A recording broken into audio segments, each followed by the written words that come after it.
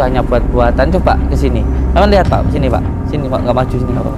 Ini lukanya ini loh, ini benar-benar luka nih, kulit ini, bukan tempelan, bukan, ini benar-benar luka kulitnya.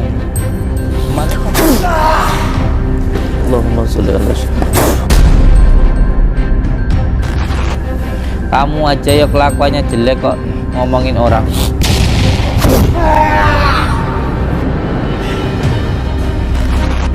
Sebelah sini.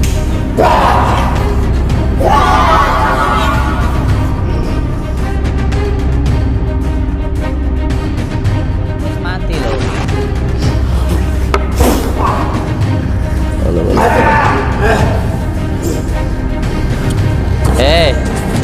Kamu mau manggil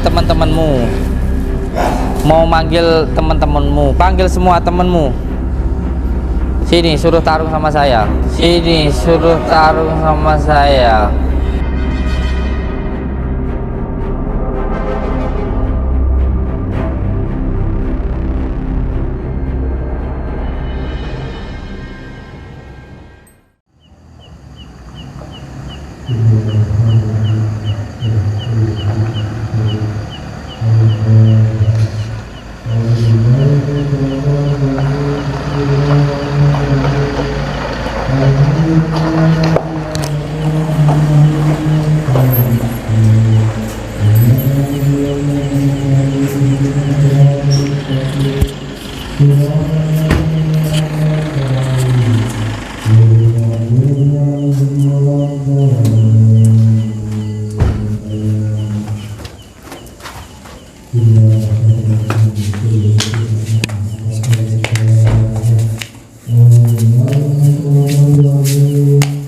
Bismillahirrahmanirrahim.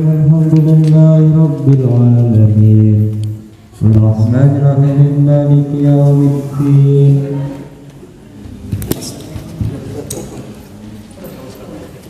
Iyyaka na'budu wa iyyaka nasta'in. Ihdinas siratal mustaqim. Siratal ladzina an'amta 'alaihim ghairil maghdubi 'alaihim waladdallin.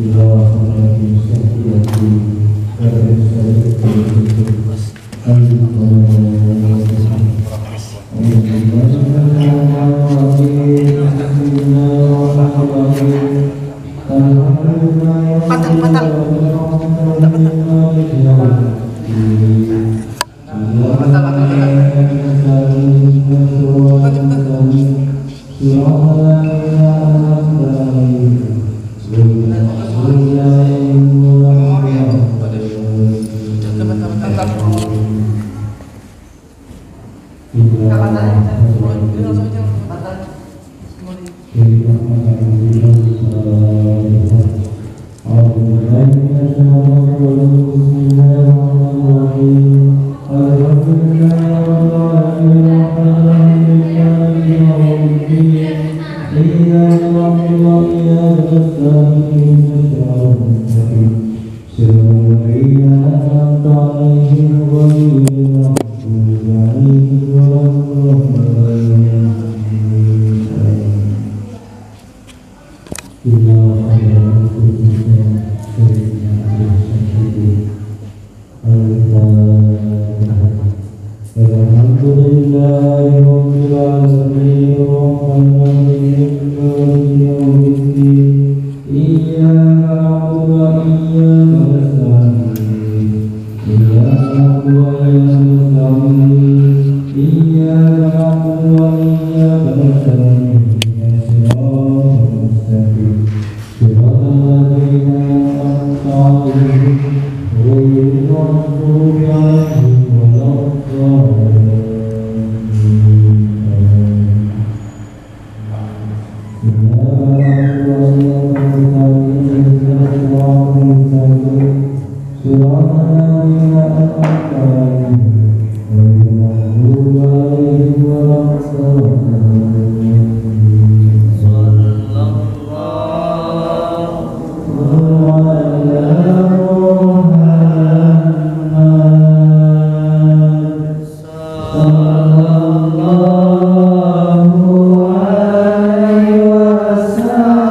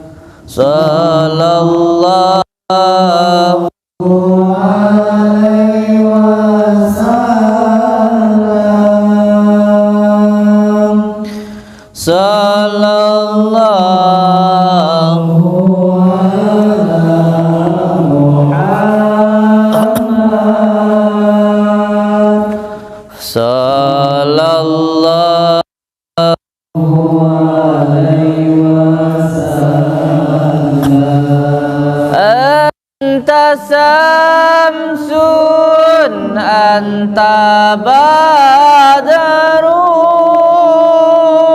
badarun anta nurun faqa nuri anta samsun anta badarun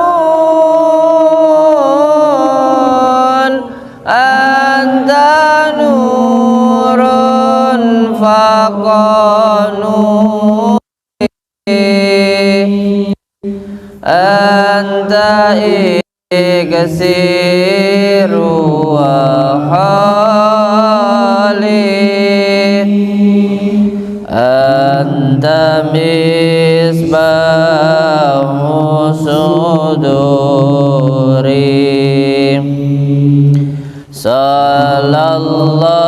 sallallahu ala Muhammad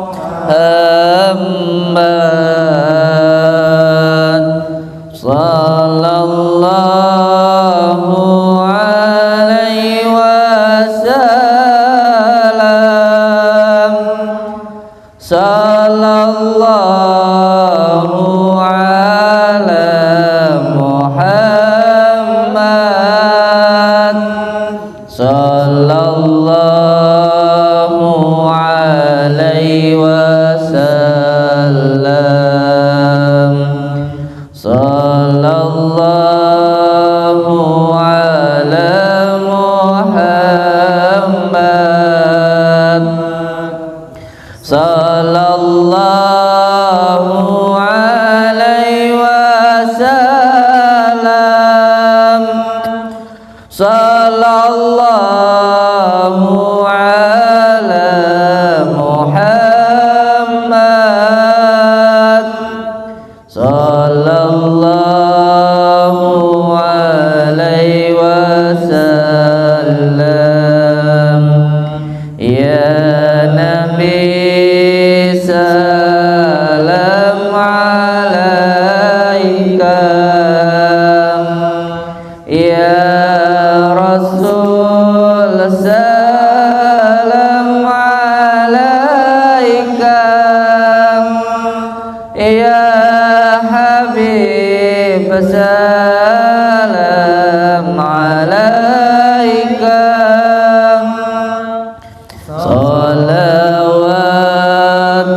salawatullah alaika sallallahu ala Muhammad sallallahu alaihi wasallam sallallahu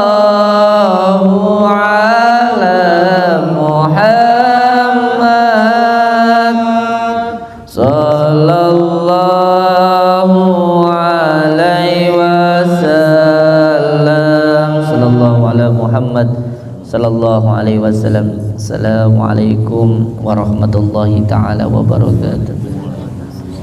Bismillah, alhamdulillah, alhamdulillah, alhamdulillah, alhamdulillah wa syukurillah wa ni'matillah, wala haula wala quwata illa billah, amma ba'd.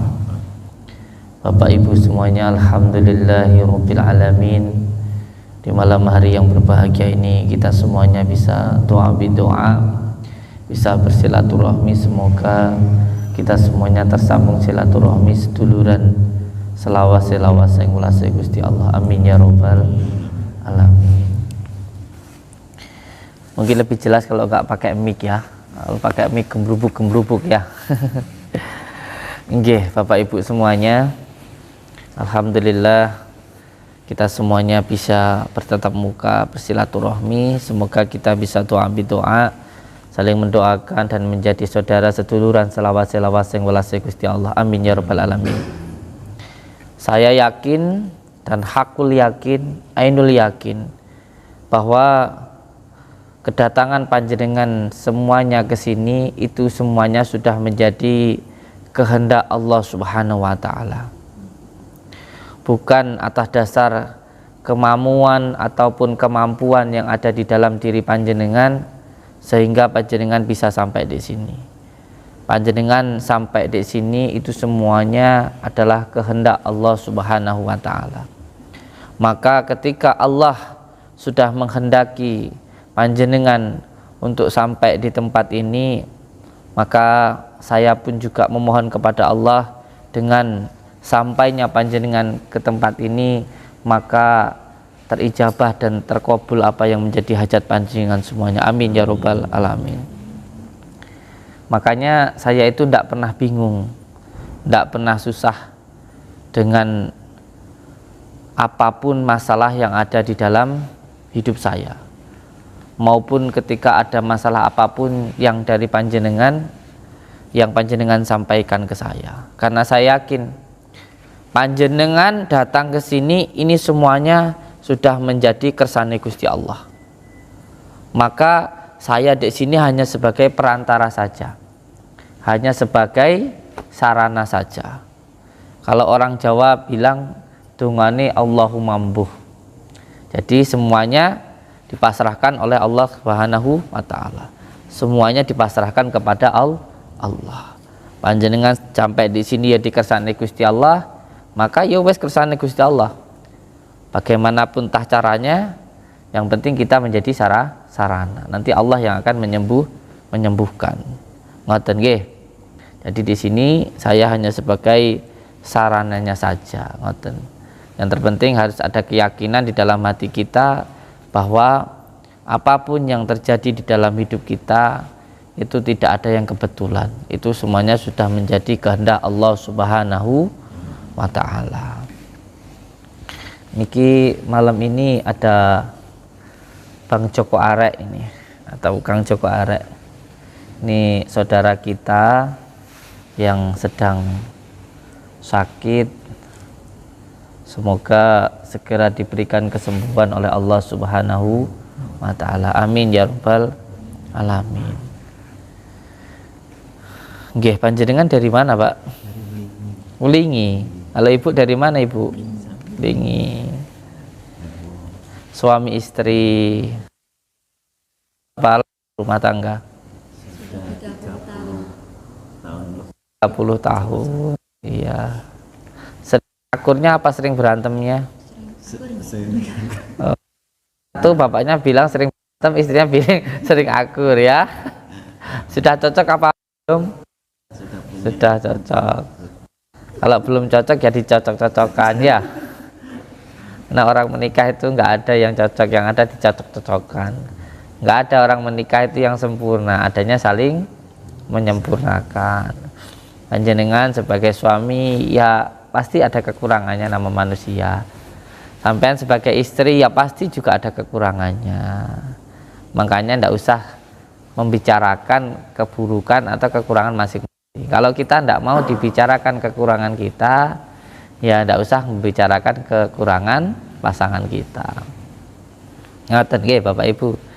bagaimanapun alasannya, apapun alasannya, kalau membicarakan keburukan salah satunya, entah alasannya itu ya beneran, ancen ya memang elek, tapi apapun alasannya kalau membicarakan keburukan orang lain itu buruk, apapun alasannya. Apapun alasannya, sampean jangan bangga pada teman yang menyampaikan keburukannya ke jenengan. Sampean jangan bangga. Besok panjenengan ya bakal diomongin, bakal dijelek-jelekin juga sama orang itu, kayak gitu. Jadi jangan bangga ketika punya teman yang suka membicarakan keburukan temannya, karena nanti pasti akan ada waktunya jenengan juga bakal diomongin kejelekannya, bakal dirasani, bakal digibahi. Ngaten nggih. Ini saudara ini Bang Joko Arek, beliau kemarin itu pengen membuktikan dukun santet, tapi ternyata beliau malah kena santet. Makanya saya itu lebih senang dikatakan settingan, saya itu lebih senang dikatakan itu bohong-bohongan daripada dianggap beneran. Karena nanti kalau dianggap beneran, orang itu akan banyak yang sakit hati, walaupun kita itu nggak nyakitin hatinya, karena banyak yang berbicara pakai akal sehat tetapi tidak hati yang sehat, sehingga ketika melihat orang lain mungkin lebih darinya atau mungkin banyak yang suka, itu sakit hati sendiri. Ada orang yang tidak sama sekali kita sakiti, terkadang sakit hati melihat mungkin kita banyak yang suka, padahal kita mengajak sukanya itu mengajak ke dalam sholawat, sholat, berbakti kepada orang tua, baik kepada sesama. Tapi banyak juga orang yang iri dengki, banyak juga yang sakit hati, padahal kita tidak pernah sama sekali nyenggol orang itu, padahal kita sama sekali nggak pernah nyenggol orang itu. Makanya jujur, saya dengan adanya kejadian kemarin yang saya itu dituduh nipu, saya dituduh pakai trik, itu saya lebih senang. Kenapa?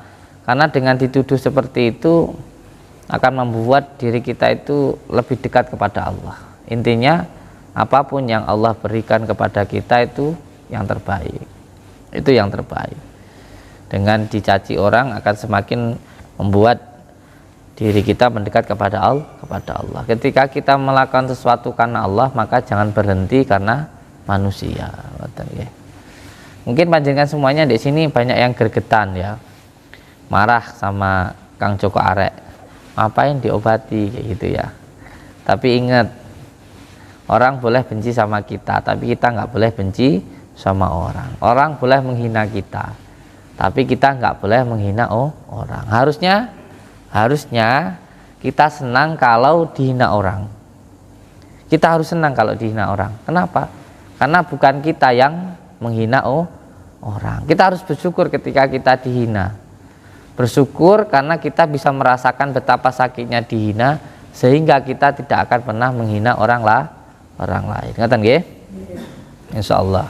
Jadi mohon doanya ini untuk Kang Joko, semoga bisa pulih sehat. Ambilin sorban saya, sorban sama tasbih saya, sorban, tasbih, tongkat bawa sini. Allahumma sholli ala sayyidina Muhammad wa ala ali sayyidina Muhammad. Allahumma sholli ala sayyidina Muhammad wa ala sayyidina Muhammad. Sebenarnya saya yakin apapun yang terjadi di dalam hidup kita itu adalah yang terbaik yang diberikan Allah kepada diri kita, apapun itu.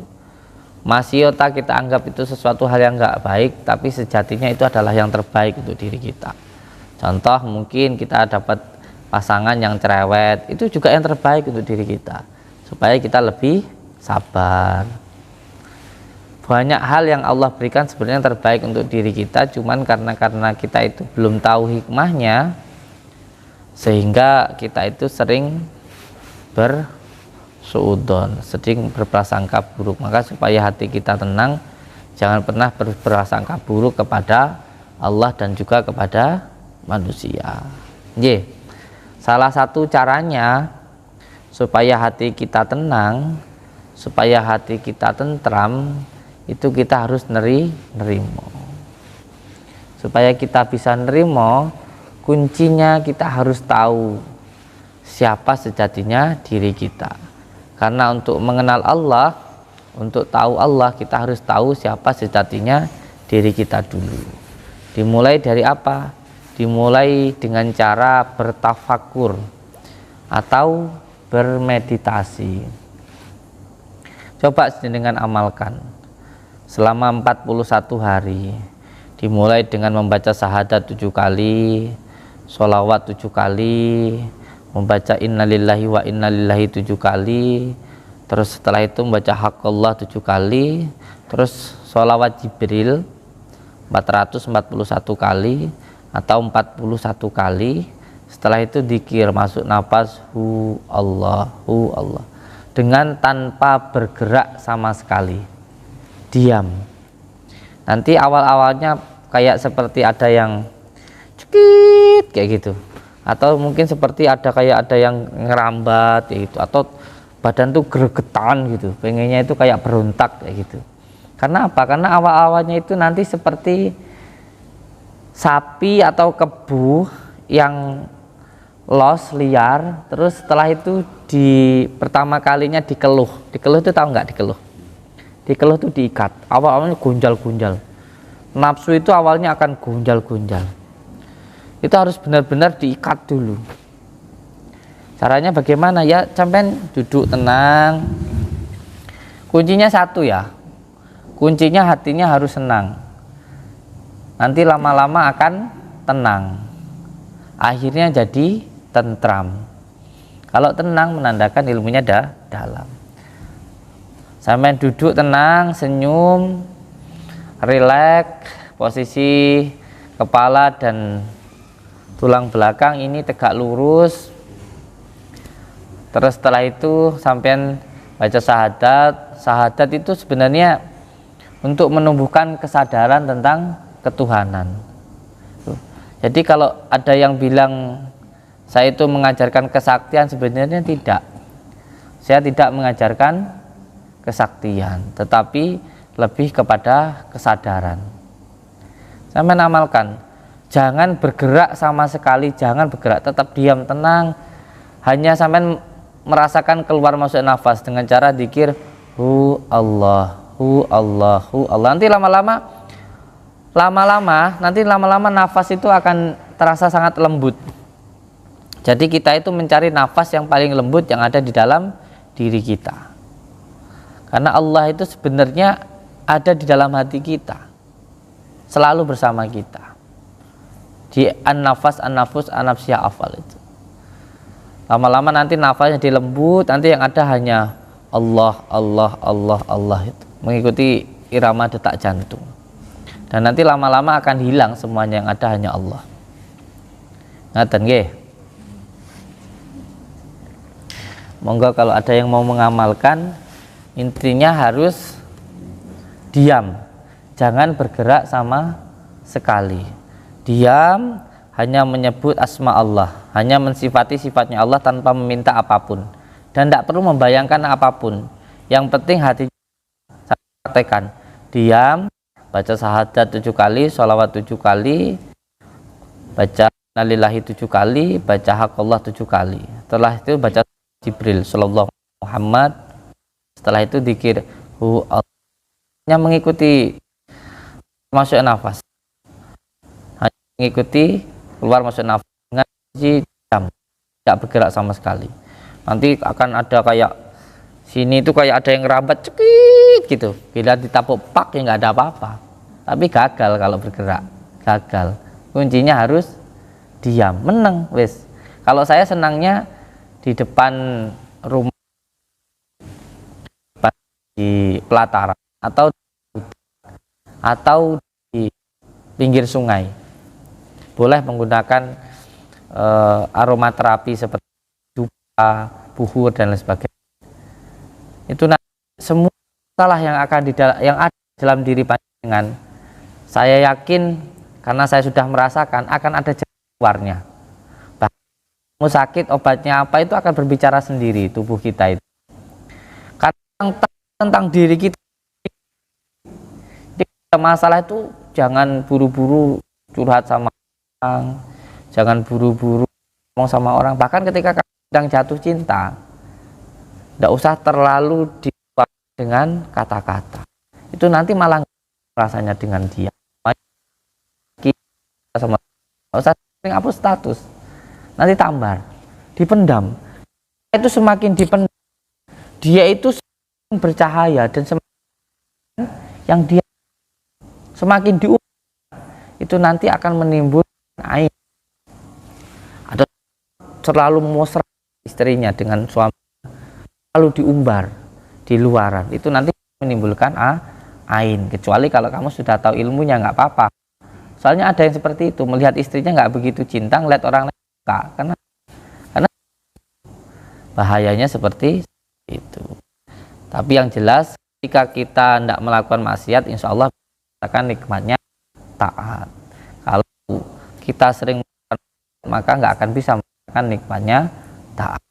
Kembali lagi, monggo kenali jati diri kita supaya kita tahu diri, bisa mengendalikan diri, dan bisa menempatkan diri kita.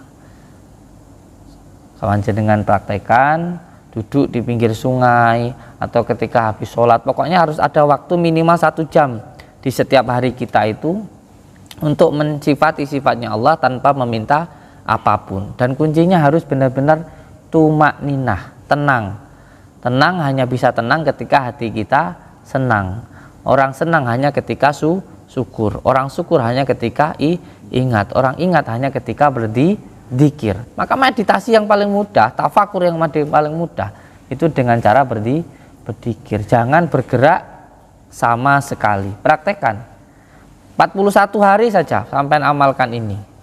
Sampai akan, jangan heran kalau nanti ada 4 orang yang ketemu kita bentuknya sama seperti diri kita, cuman warnanya saja yang berbeda dan tinggi sama pendeknya yang berbeda, dan itu semuanya bentuknya sama seperti kita. Nanti dia akan menceritakan semuanya, bahkan akan terus nanti akan naik pada tingkat-tingkatannya.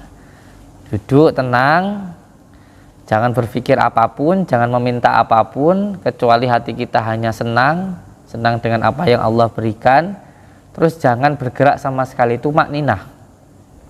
Zikir Allah, Allah mengikuti masuk keluarnya nafas. Nanti lama-lama akan terasa lebih masuk dan akan lebih tenang dan akan lebih senang nanti pada akhirnya.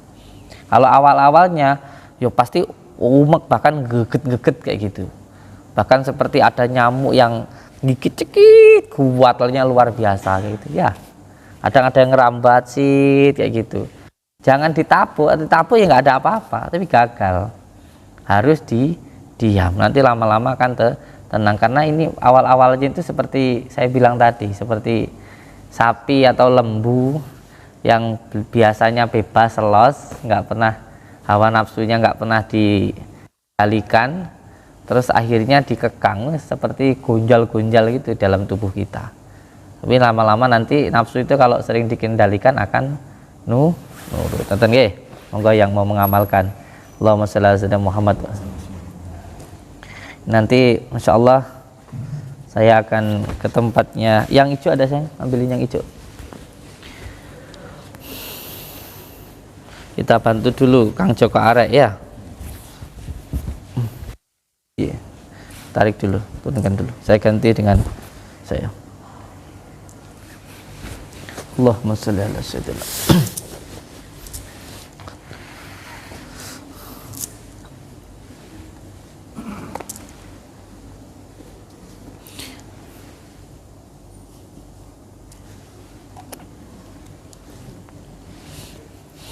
Ini makanya saya lebih senang sekarang kalau dikatakan konten YouTube saya itu hiburan atau dobol-dobolan, karena biar enggak terjadi hal yang semacam ini.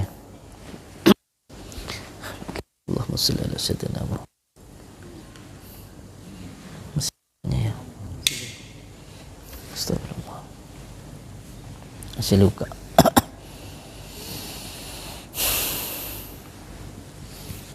Tapi Bang Joko Arek ini sakti yo, ini ilmu hipnotisnya luar biasa. Nanti kalau sudah kita obati dan insya Allah tobat, nanti biar buka praktek di sini. Ilmu hipnotis sebenarnya ilmu baik loh. Ilmu hipnotis itu sebenarnya ilmu baik untuk pengobatan. Ilmu hipnotis itu ilmu baik. Ilmu itu kayak pisau, tergantung kita ya.